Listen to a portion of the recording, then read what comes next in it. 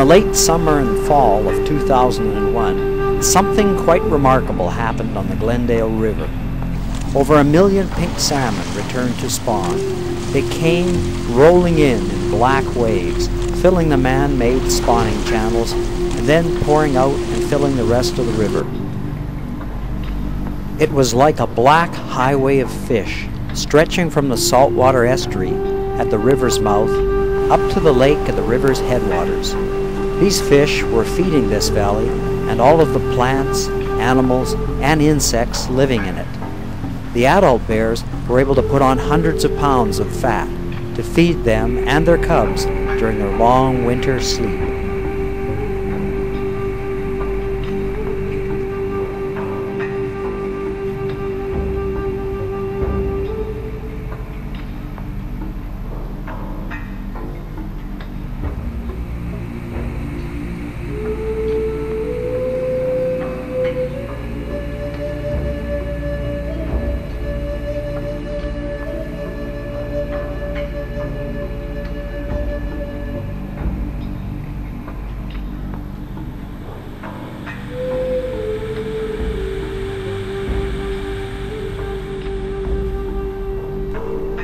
2002 was forecast by the DFO to be bringing an even larger run to the Glendale, perhaps over 1.5 million fish. The bears, eagles, and tour guides waited patiently for the runs to come in, knowing that it would again fill the river with nutrients from the sea. As the season wore on, however, only a few fish had returned. The guides thought that this was perhaps because it had been a very hot summer and the river level was extremely low. Then the life-giving rains came, but the fish never returned. The grizzlies began to panic, and some moved tirelessly up and down the river, searching for scraps of fish.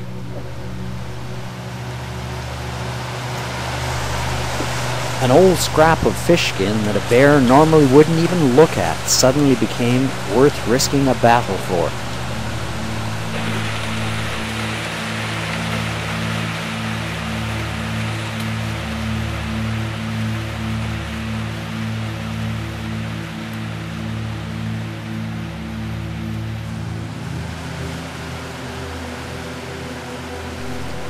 This thin female with her scared cub searched the weir in vain for salmon.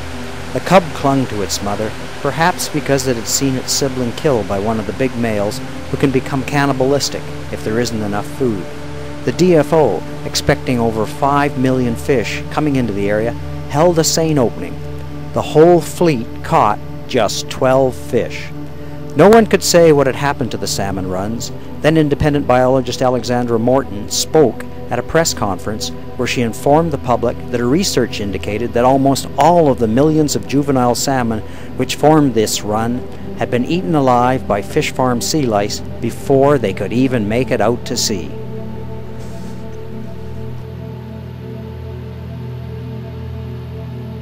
It's a biologist's very worst nightmare to witness the unraveling and collapse of the place that they went to study.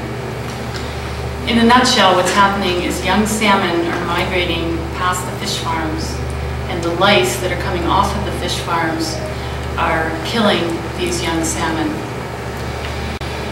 For the past 2 years, I've examined 150 miles of this coastline from Prince Rupert to this area, which is just above Johnson Straits. I've examined pink salmon this size. They're about 1 month old, 2,000 of them over these areas. And to put it simply, where there are fish farms, the fish are loaded with lice to the point they cannot survive. Where there are no fish farms, up in Prince Rupert, there are no sea lice on the young fish. This exact scenario has played out in Ireland and Scotland and Norway, and has caused the collapse of wild salmonid populations there. Sea lice do occur naturally on this coast. They're found on adult salmon frequently. But the fish farms have dangerously tampered with their biology. Sea lice normally die out over the winter. They can't tolerate fresh water. So when the adult fish go into the streams, the sea lice die. There's none to infect the little fish that come out. Now the lice have a place to overwinter on the fish farms. There's up to 1 million fish in most of these farms, and every 3 to 4 weeks, the population of lice is going to double. So by the time the spring comes out, there's literally clouds of billions of lice larvae. You can see here that there's 30 farm sites in my area, most of them with active farms on them. When the fish swim out, say, from anywhere of the Knights Inlet rivers, they come down through here, and the tides force them to come up through Tribune Channel, and there they go out through Fife Sound, and they pass 8 fish farms. My next door neighbor out there in Echo Bay is the DFO patrolman, whose responsibility is to count the returning salmon every year, and his name is Glenn Niger. And when he reported that the salmon rivers were empty of pink salmon, I began to call patrolmen up and down the coast because I wanted to find out how widespread this problem was. So what you've got in the gray is the brood year. That's the parents of the fish we expected back this year. And the black is what actually returned this year. So Bella Coola River came out 1.2 million in 2000, 1.4 million in 2002. The Quatna, again, it's not as big a river, but they got more back than went out. In the Quay, it's equal. They had 100,000 go out, they got 100,000 back. Now you go into the Broughton, where there's salmon farms, and you can barely read on this the number of fish that returned. This is a 1.2 million salmon run in 2000, and only 16,000 came back in 2002. There's Scott Rogers, Brendan Connors, Marty Krakosik. Counting lice on hundreds and hundreds of fish, 50 sites throughout the Broughton. Their highest count has been 78 lice on a fish approximately 4.5 centimeters long. This is a school of fish, Tribune Channel.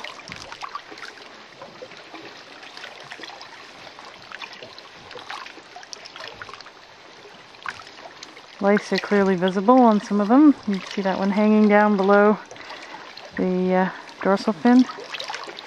Black spots, Calamus 4 scars.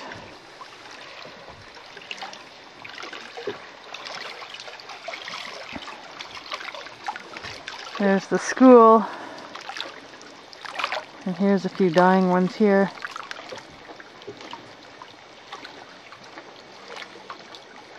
Another one right there.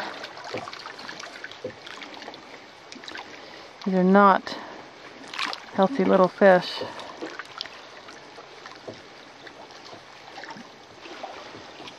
Lots of damage, bug-eyedness. There's another very damaged fish with enlarged head. The head looks enlarged. I think it's actually the body that's wasting away. Another with a wound.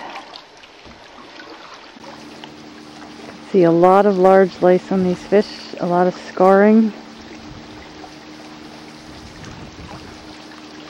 And in fact, you can see it on all of the fish.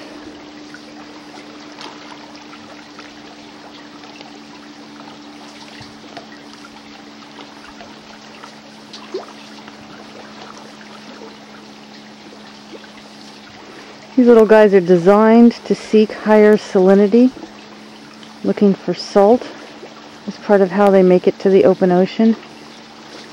And yet these fish are turning around and going back into low salinity, nearly freshwater.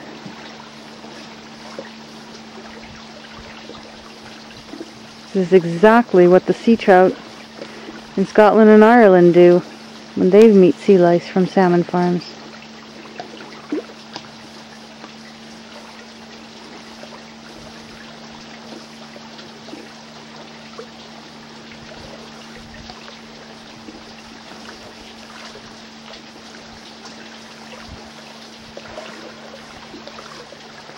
Sea lice die in fresh water, and I suspect these fish are feeling some relief from this fresh water due to reduced activity of the lice on their bodies. Maybe the lice stopped feeding. Maybe their grip is loosened. And every rivulet and stream from Quatsi Bay west in Tribune on the mainland shore has this kind of behavior going on.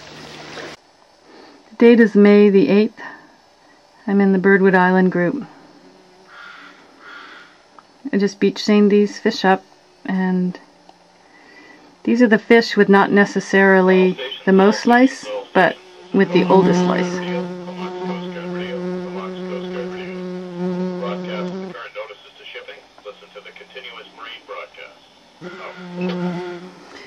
These black scars on this fish in the forefront, I believe, are made by the Calamus 4 stage sea louse. The reason I think this is I see a great many of this stage of louse attached in the center of those holes. Only the holes aren't black at that time, they'd be red. You can see the flesh. And quite often when you find that hole, there'll be a mobile stage louse somewhere else on the fish. These are almost all pink salmon. We're in Tribune Channel. It's May 11th, I believe, on Tuesday.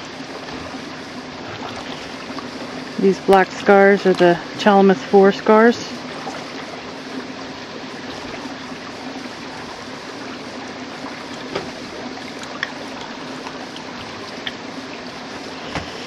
These fish are definitely carrying a load of lice, and they're sitting in very fresh water, as fresh as they can find. This is a loner. This is what I'm calling a loner. I see them in my barrels. I see them out here. They're stuck on the surface. They're by themselves. They're covered with lice. They're very, very easy to catch. It's a loner. Just showing you how easy it is to catch them. Loner. Oops. Net. Caught. Today is May 12th, 2004, Tribune Channel, mainland shore.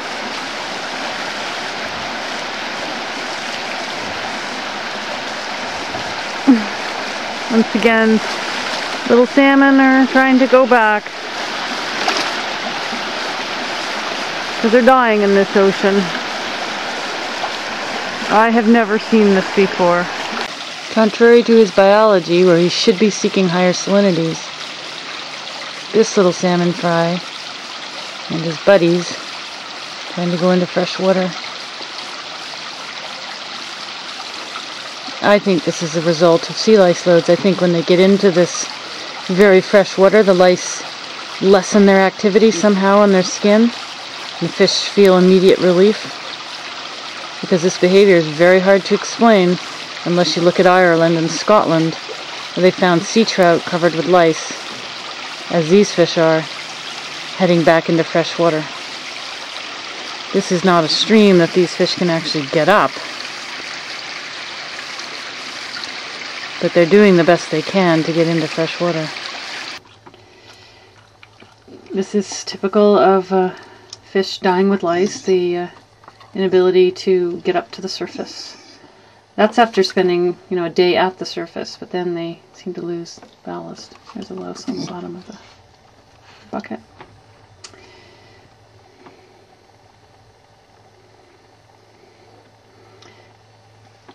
And the bug-eyed, bug-eyed's more characteristic in the chum, but I believe this is a pink. It's hard to tell. Their skin gets so wrecked, you'll be able to tell when we pull them out of the water, but it's hard to tell. Date is May 23rd. This is a coho smolt caught in Tribune Channel this morning. Was sitting in about 5 centimeters of water, right where a stream met the ocean, and we picked him up with a dip net. This fish is extremely emaciated.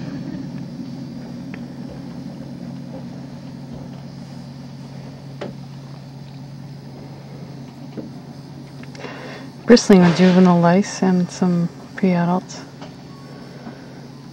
That's a classic Calamus 4 scar. There's the louse that probably came off of that scar. I think it has one up above the pelvic fin too, but can't really tell through here.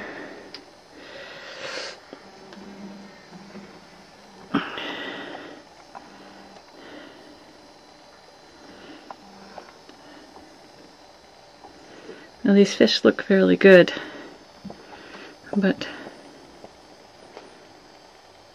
their bellies should be much rounder. At least the ones up in Bond Sound are much rounder.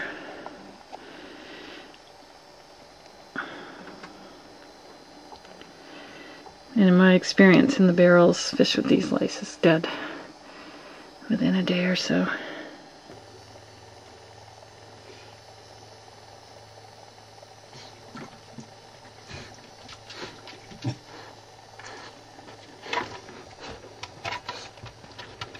There's a larger mobile stage louse. Oh, on both sides. Mocha! Stop. That little fella has at least 3 very visible lice. Mocha! No. There's a heavy load.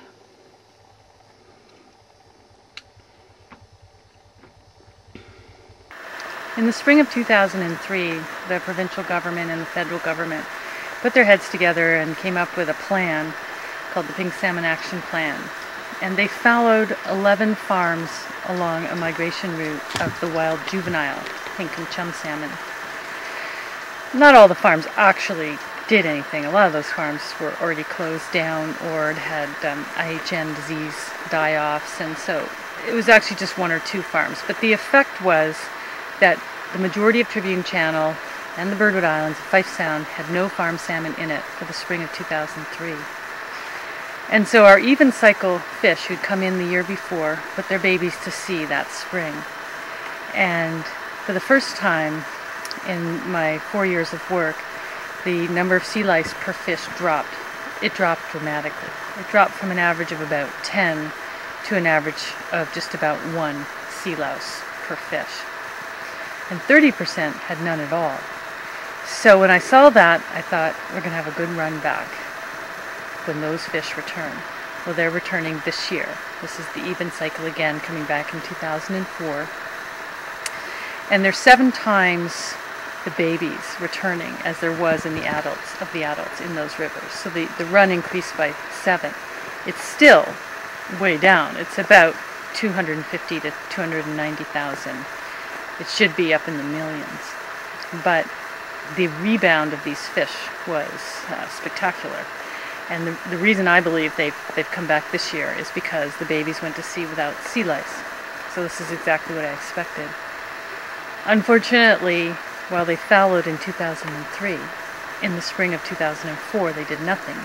In fact, they allowed Stolt to open up a new site called Humphrey Rock. Humphrey Rock is right at the epicenter of the problem, where Tribune Channel meets Knights Inlet. And the reason that area is such a problem is it's kind of like a long tube. The fish come down Knights Inlet, they go into Tribune Channel, and they follow that route. And they've now lined Tribune Channel with 1, 2, 3, 4 farms and a farm right at the end. So the sea lice that get on those farm fish build up numbers, and then as they release the larvae just slosh back and forth in this long tube that is Tribune Channel. There's no place else for the lice to go, and there's no place else for the salmon to go. And so these little salmon come out of Knights Inlet, come out of the Kakwikon, come out of the Otter River, they all join up in Tribune Channel, and they're now greeted by massive numbers of sea lice.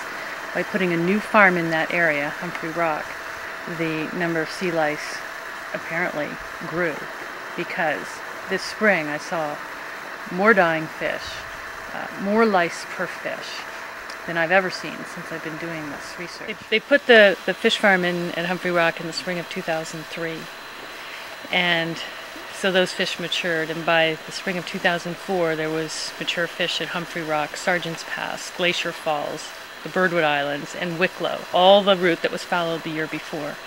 And so the young salmon that went to sea this year, spring of 2004, were heavily hit by lice. I was watching them die. There's entire schools of fish that were so stunned I could just get right over top of them and look down. These fish were trying to get back into fresh water because they're so poked full of holes by the lice clinging to them and eating their skin off that they couldn't keep the salt out anymore, and they're trying to get back to fresh water. This run should come back next fall, and I don't expect to see very many at all. There was periods of time I couldn't find a single fish without sea lice on it. So it's becoming very, very clear, no matter what you do, if you take the farm fish out of the farms, the sea lice numbers drop. If you go to a place that doesn't have fish farms, the sea lice levels are extremely low. I looked at almost 1,000 fish elsewhere on the coast where there was no farms. I found about 4 sea lice total. When you put the farm fish back in the farms, the sea lice levels come up. So it's my feeling that the Department of Fisheries and Oceans, the Ministry of Agriculture, Fisheries and Food are confusing this issue far beyond what it needs to be. I've been able to accurately predict the return of pink salmon in the Broughton Archipelago for the last 3 years. And it's not because I'm a great scientist. It's because the sea lice issue is so simple, it's so clear. You count the number of baby fish that are infected with lice, and that's how many fish you do not get back. 98% of your run is infected, you only get back 2%. I feel that I'm going to watch this place die unless the public steps in right now. It's very clear the government doesn't have the will to control this industry. The sad thing is the industry is only a flash in the pan. They're running out of food, their market is vanishing. They're not here for the long term, and I think people have to really think, do they never want those wild salmon again? Because once they're gone, they're gone. You can move the industry around, you can bring it back, take it out, put it in tanks, you can do various things with the industry, but you can't do it with the wild salmon. They will come home to their rivers until they're extinct, and then they won't. And it's very, very simple. When you look at the coast, you just need to figure out where your very smallest salmon are. If you have a salmon that weighs less than a gram, which those little chums and those pinks are much less than a gram when they come out of the river, they cannot meet a fish farm because those fish are too small to take even a single sea louse. Research in Norway tells us that. Research in British Columbia tells us that. The facts are in. The weight of evidence is so enormous that unless the managers do something right now, we can hold them responsible for the destruction of these stocks, without a doubt.